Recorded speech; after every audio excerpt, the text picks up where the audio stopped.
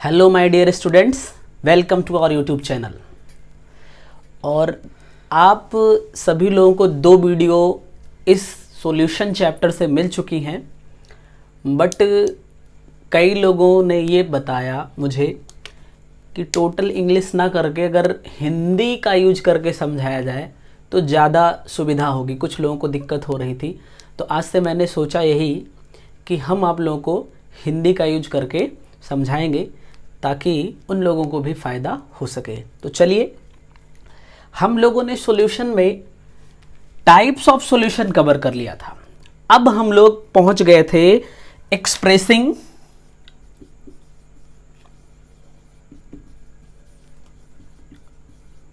Concentration of solution. तो जहां पे हम लोग पहुंचे थे एक्सप्रेसिंग कंसंट्रेशन ऑफ सॉल्यूशन, तो यानी कि सॉल्यूशन के कंसंट्रेशन को हमें एक्सप्रेस करना है। तो अब फर्स्ट टाइप में आ जाते हैं, यानी कि यहां पे बहुत सारे मेथड्स हैं कंसंट्रेशन को एक्सप्रेस करने के लिए, but first one is in term of percentage, यानी कि परसेंटेज के टर्म में हम सॉल्यूशन के कंसंट्रेशन को एक्सप्रेस करते हैं। इन टर्म्स ऑफ परसेंटेज में आएंगे तो फर्स्ट इज मास और वेट परसेंटेज। क्या? मास परसेंटेज या weight percentage. It is represented by W/W percentage. Okay, second one is volume percentage. This is represented by V/V. Okay, third one is mass volume percentage. तो mass volume percentage means W/B percentage.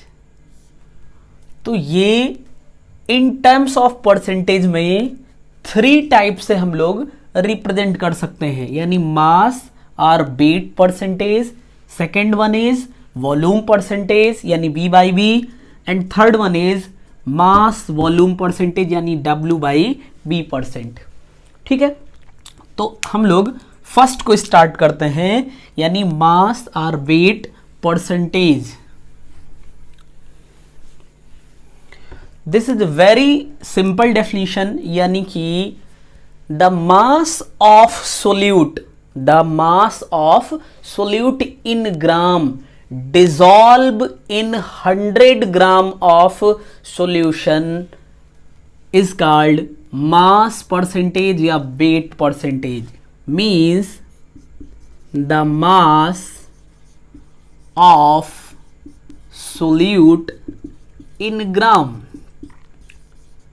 dissolve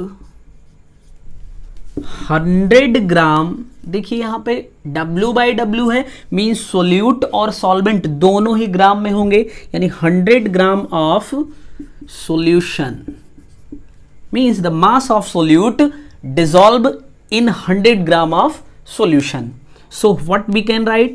W/W percentage equals to mass of solute in gram upon mass of solution into 100. Okay, तो ये है हमारा first mass percentage या weight percentage. Second पे आते हैं हम लोग।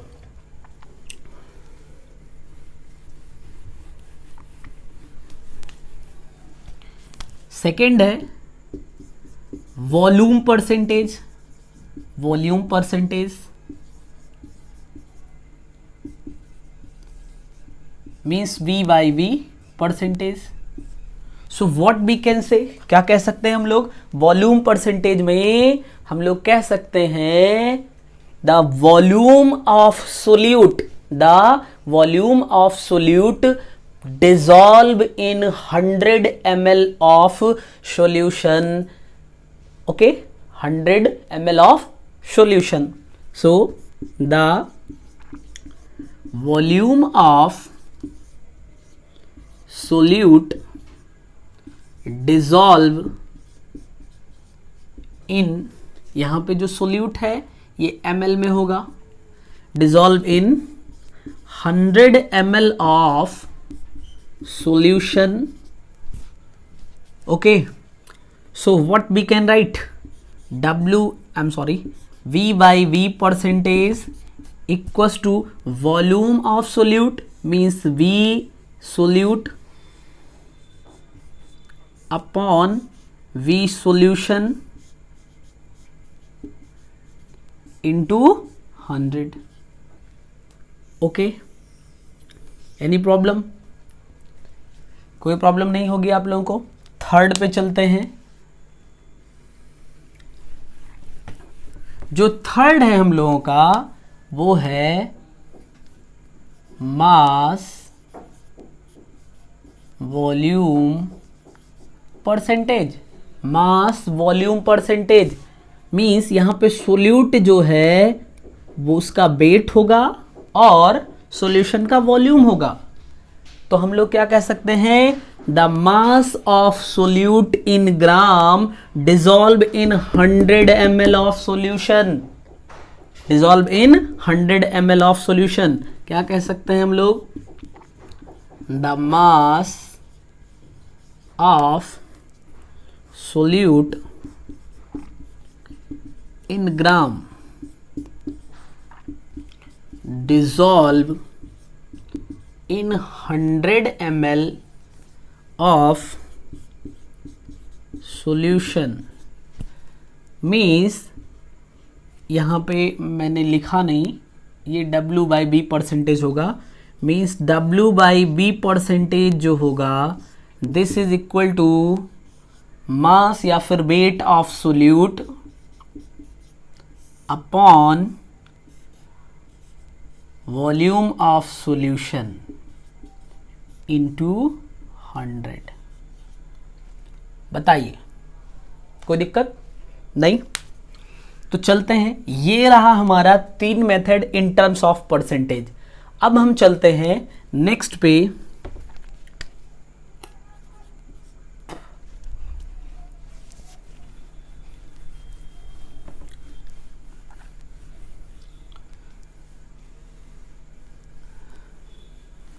नेक्स्ट है हमारा पार्ट्स पर मिलियन यानी कि ppm। पार्ट्स पर मिलियन यानी कि ppm कंसंट्रेशन। अब ppm कंसंट्रेशन क्या होगा कि अगर किसी सॉल्यूशन में जो सोल्यूट है वो बहुत थ्रेश क्वांटिटी में प्रेजेंट है, ठीक है, थ्रेश क्वांटिटी मीन्स बहुत कम क्वांटिटी में प्रेजेंट है, तो हमारे लिए ppm में कंसंट्रेशन को रिप्रेजेंट करना बहुत ही कन्वीनियंट होता है। ओके, तो फिर हम क्या करते हैं? फॉर एग्जांपल अगर हम आपको एक एग्जांपल बताएं तो जैसे वाटर में इम्प्योरिटी है या फिर एयर पॉल्यूशन यानी एयर में जो पॉल्यूशन है, इन सबको हम ppm में कैलकुलेट करते हैं। ppm में कैलकुलेट करते हैं तो क्या बनता है? ppm में बन जाएगा पार्ट्स या part of component of solution upon total part of solution into 10 to the power 6। 10 to the power 6 जब हम करेंगे तभी तो हमारा यहाँ पे मिलियन बनेगा, ठीक है, तभी हमारा यहाँ पे मिलियन बनेगा, पार्ट्स पर मिलियन। ऐसे ही एक और होता है पार्ट्स पर बिलियन। पार्ट्स पर बिलियन, तो वो भी इक्वल हो जाएगा किसके, part of component of solution upon total part of solution into 10 to the power 9। यहां पे क्या हो जाएगा, 10 टू द पावर 9। तो ये रहा हमारा ppm और ppb, पार्ट्स पर मिलियन एंड पार्ट्स पर बिलियन कंसंट्रेशन। ठीक है, अब हम लोग चलते हैं आगे।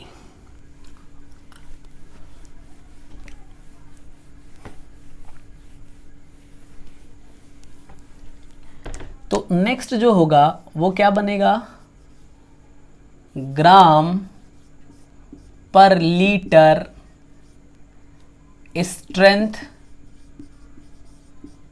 या फिर कंसंट्रेशन, ग्राम पर लीटर स्ट्रेंथ या ग्राम पर लीटर कंसंट्रेशन पे चलते हैं। तो बहुत ही सिंपल है, आपको दिख रहा होगा ग्राम पर लीटर। ठीक, क्या है, ग्राम पर लीटर, यानी कि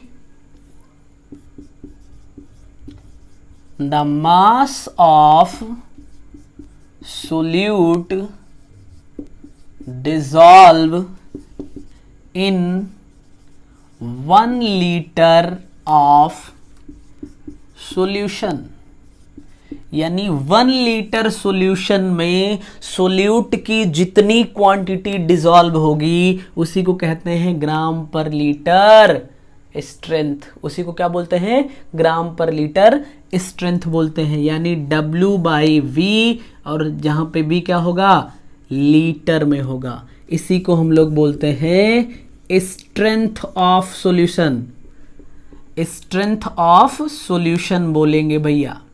ठीक है, इसी को हम बोलते हैं ग्राम पर लीटर कंसंट्रेशन या फिर स्ट्रेंथ ऑफ सॉल्यूशन। ठीक, तो अब आगे चलते हैं। अब आगे जो हमें पढ़ना है वो है नॉर्मलिटी, नॉर्मेलिटी। अगला है मोलैरिटी, अगला है मोलैलिटी, और नेक्स्ट जो है वो होगा हमारा मोल फ्रैक्शन। तो normality, molarity, molality and mole fraction, अब हमें इन चीजों को पढ़ना है। ठीक है, तो चलिए शुरू करते हैं एक एक करके।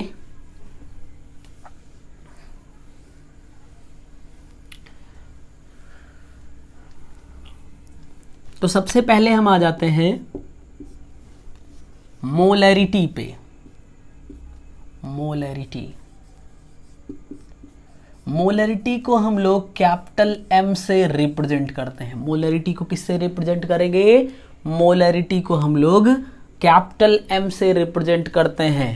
क्या होगा, number of moles, number of moles of solute present in 1 liter of solution is called molarity of the solution and it is represented by capital M. So what, number of moles of solute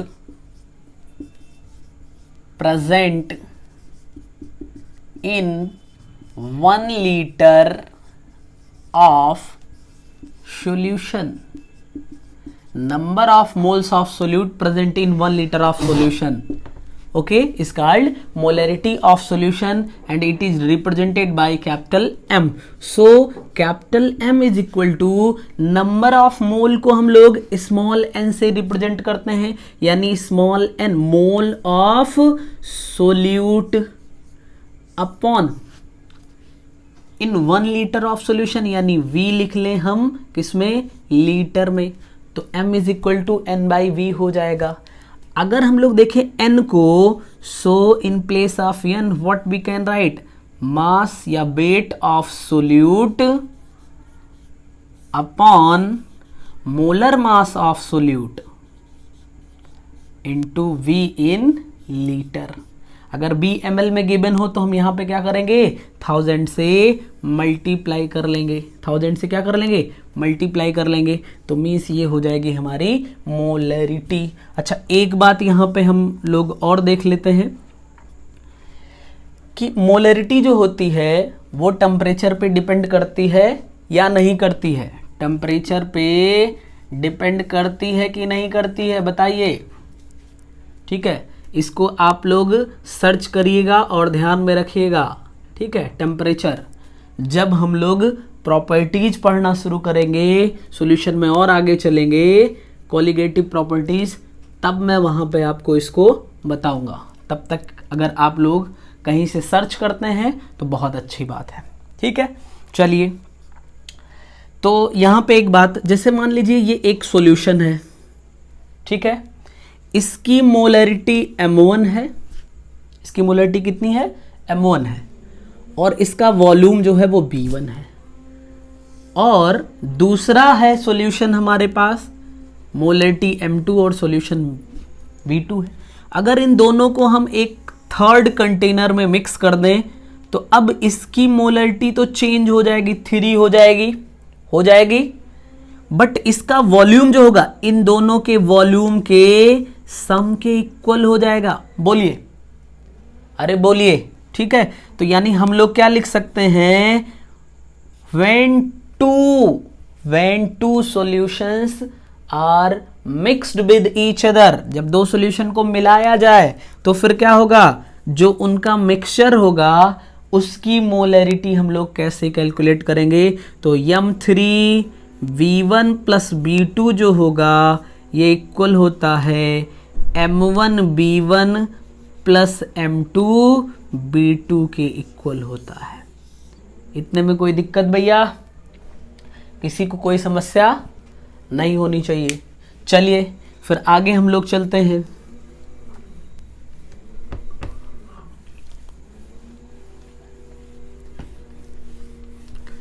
आगे हम लोग चलते हैं तो अगला जो point है वो है नॉर्मेलिटी। नॉर्मेलिटी को हम लोग किससे रिप्रेजेंट करेंगे, एन से रिप्रेजेंट करते हैं। नॉर्मेलिटी को हम लोग किससे रिप्रेजेंट करते हैं, एन से रिप्रेजेंट करते हैं। तो नॉर्मेलिटी की डेफिनेशन क्या होगी, number of gram equivalents, number of gram equivalents of solute present in 1 litre of solution is called normality of the solution. ठीक है भैया, चलिए स्टार्ट करते हैं। जैसे नंबर ऑफ ग्राम